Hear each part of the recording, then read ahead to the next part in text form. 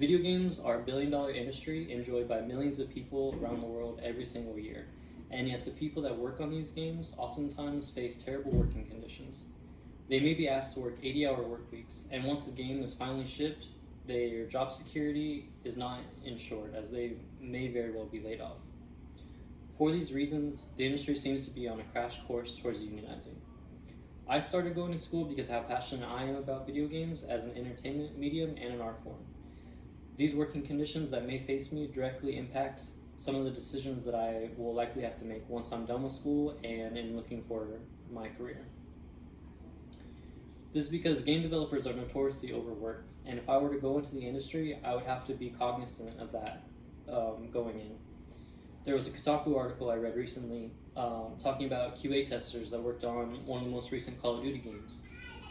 They made $13 an hour and were working 70-hour work weeks. And because they were contractors, they weren't entitled to any bonuses once the game shipped, or they didn't make overtime wages either. These work weeks aren't exclusive, however, to contractors or big games. They encompass the entire industry. There's an industry-wide term for it. It's known as crunch. Crunch can be the weeks or months that lead up to a game's release, but they can also stretch across the entire lifespan of the project.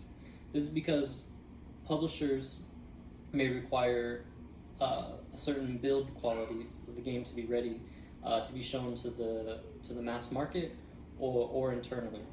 Once these aspects of the game are created and shown to the publisher, they may arbitrarily decide that they don't like a certain mechanic or they don't like a certain character in the game, meaning the developers have to go back to the drawing board, scrap entire aspects of the game, and now they have less time to hit those same deadlines.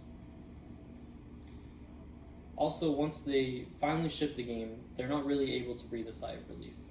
This is because once the game ships, the studio likely doesn't have a need for nearly as many employees as what was hired in order to hit that deadline. So layoffs are almost guaranteed to hit your studio once the game is shipped. Katie Chironis, who's a game developer, wrote an article telling her story of working at a studio that was hiring employees all up until the day that they just laid off 25% of their workforce. So you can never be sure of when it's going to happen.